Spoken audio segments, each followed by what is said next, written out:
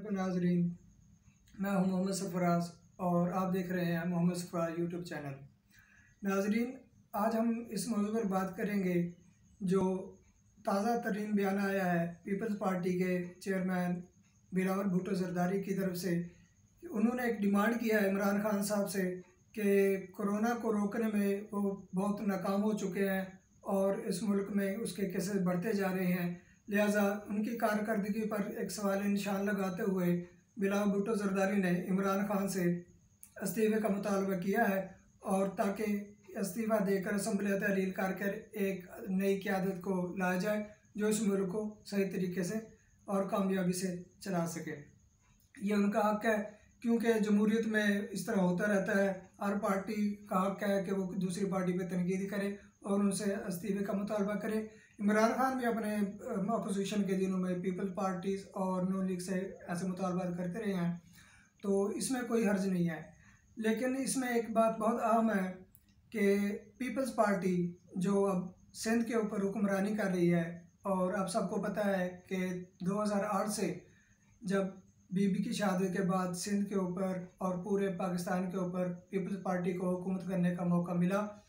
तो उस वक्त से लेकर अब तक पीपल्स पार्टी ने ऐसी कौन कौन सी कामयाबियाँ हासिल की हैं सिंध में और पूरे मुल्क में, उसके ऊपर हम ज़रा नज़र डालते हैं ताकि इससे हम कंपेयर कर सकें, पता चल सके कि ना सिर्फ इमरान खान को इस्तीफ़ा देना चाहिए या किसी और जमात को, किसी और सूबाई हुकूमत को भी इस्तीफ़ा देना चाहिए उनकी कारकर्दगी को देखते हुए।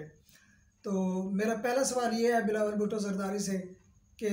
उनको इमरान खान की नाअहली और नाकामी तो नज़र आ गई इस कोरोना वायरस की वबा के ख़ात्मे में नाकामी के बायस, लेकिन वो उस वक्त कहाँ थे जब कराची में और थल में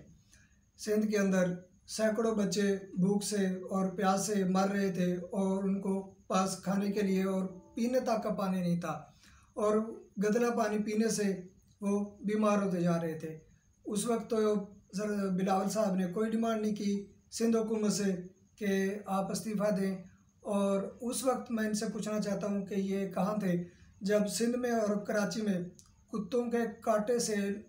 लोग मर रहे थे और उनको दर बदर की ठोकरें मिल रही थी। किसी हॉस्पिटल में कुत्ते काटने की वैक्सीन भी मुयसर नहीं थी। तो उस वक्त भी इन्होंने कोई मुतालबा नहीं किया, कोई डिमांड नहीं की इस्तीफ़े की। और कराची और सिंध में अभी पिछले ही दिनों की बात है, इतना बड़ा बुरान रहा कूड़ा क्रिकेट की वजह से और कूड़े के ढेर लग गए और कराची में तो इतनी बदबू थी कि वहाँ रहना और जीना माहौल हो गया। और उस कूड़ा कचरा क्रिकेट के ऊपर बहुत सी सियासत हुई, बहुत से सियासतदानों ने उसके ऊपर अपने बयान दिए। कराची के मेयर वसीम अख्तर बयान देते थे कि सूबाई हुकूमत जो है वो हमें सपोर्ट नहीं कर रही, वो फंड नहीं दे रही, और पीपल्स पार्टी कहती थी सईद गनी और नासिर शाह साहब के कराची जो है वो मेयर की रिस्पॉन्सिबिलिटी है, वो KMC के फ़ंड सारे वो यूज़ कर सकते हैं, सारी मशीनरी उनके पास है। तो लेकिन इसी तरीके में चलते चलाते ब्लेम गेम होती रही और कराची के लोगों का जीना दोबर हो गया और पूरी दुनिया में इसका बहुत मजाक बनाया गया, ख़ुसूसन हमारे हमसाया मुल्क इंडिया में इसका बहुत मजाक उड़ाया गया कि आप अपने मुल्क का कचरा तो साफ़ कर नहीं सकते और बात करते हैं इंडिया के ख़िलाफ़ और उनकी कश्मीर के ऊपर जारहाना पॉलिसी के ख़िलाफ़। मैं ये भी पूछना चाहूँगा जरदारी साहब के साहबजादे से कि वो उस वक्त कहाँ थे जब सिंध में करप्शन का बोलबाला था और अब भी चल रहा है और कोई पुरसाने हाल नहीं है। डॉक्टर आसम साहब की मशहूर ज़माना करप्शन 364 अरब रुपए की जो उनके करप्शन सामने आई और उनको गिरफ़्तार भी हुए, रेंजर्स ने भी उनको पकड़ा और वो सारी इन्वेस्टिगेशंस होकर जब मामला पुलिस तक गया तो उनको क्लीन चिट मिल गई, कोई करप्शन की बात सामने नहीं आई। तो इस वक्त उन्होंने क्यों ये डिमांड नहीं की कि इसके ऊपर सिंध हुकूमत नाकाम हो चुकी है, और क्यों उन्होंने डिमांड नहीं की जब शर्जील मेमन को रंगे हाथों सुप्रीम कोर्ट ने हॉस्पिटल में जाकर शराब बरामद की और वो बाद में सिंध हुकूमत की लेबॉर्ट्रीज़ में आते ही वो शराब से शहद में तब्दील हो गई। उस वक्त भी इन्होंने कोई डिमांड नहीं की सिंध हुकूमत के ख़िलाफ़ इस्तीफ़े की। और ये उस वक्त कहाँ थे जब कराची में लियारी गैंग में सैकड़ों लोग रोज़ाना की बुनियाद पर मर रहे थे और सैकड़ों शहरी इससे मुतासर थे। और वो एक किला जंग बना हुआ था और कोई उनको पूछने वाला नहीं था, कोई उनको बचाने वाला नहीं था। और रेंजर ने आके मामले को संभालने की कोशिश की और कुछ अमन कायम हुआ। उस वक्त भी बिलावल साहब ने कोई डिमांड नहीं की सिंध हुकूमत से, और उस वक्त भी इन्होंने कोई डिमांड नहीं की जब कराची में बोरीबंद लाशें मिल रही थी और उसका कोई रिकॉर्ड नहीं था। कोई बिलावल साहब ने उस वक्त भी कोई डिमांड नहीं की जब ओमनी ग्रुप की मशहूर ज़माना करप्शन ज़ुबान ज़द-ए-आम थी और वो उसको बचाने में लगे हुए थे और उसका कोई सबूत, कोई उसका वो जवाब पेश नहीं कर सक रहे थे, बल्कि वो लिंक करती थी जरदारी साहब को और बिलावल भुट्टो को, ट्रांजैक्शंस को लिंक कर रही थी और आप ख़ुद भी उसमें मुलव्वस थे। तो उस वक्त भी आपने सिंध हुकूमत से नाकामी और नाअहली और करप्शन के मुतल्लिक कोई आपने डिमांड नहीं की इस्तीफ़े की। और उस वक्त भी आपने कोई डिमांड नहीं की जब सिंध के अंदर जो गोदामों के में गंदम की बोरियां थी सरकारी ख़जाने से सैकड़ों बोरियां वहां से चुरा कर और वहां पे भूसा भरकर उन बोरियों को उन्हीं गोदामों में खूबसूरती सजा कर रख दिया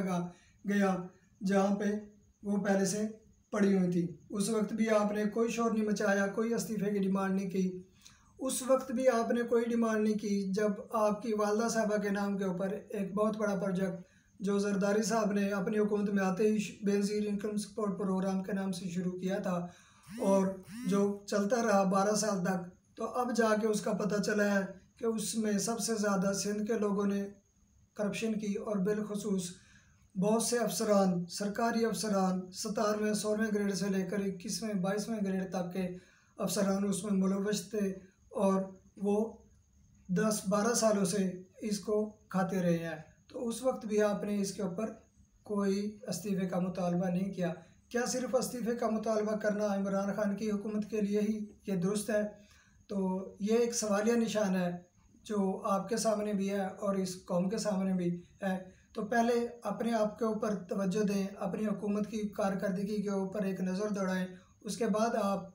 PTI या किसी और गवर्नमेंट के ऊपर उंगली उठाने के काबिल हो सकते हैं। और इसके साथ पूरी कौम, हाँ, अगर आप ऐसी कोई भी चीज़ पहले इस्लाहात लेकर आते हैं और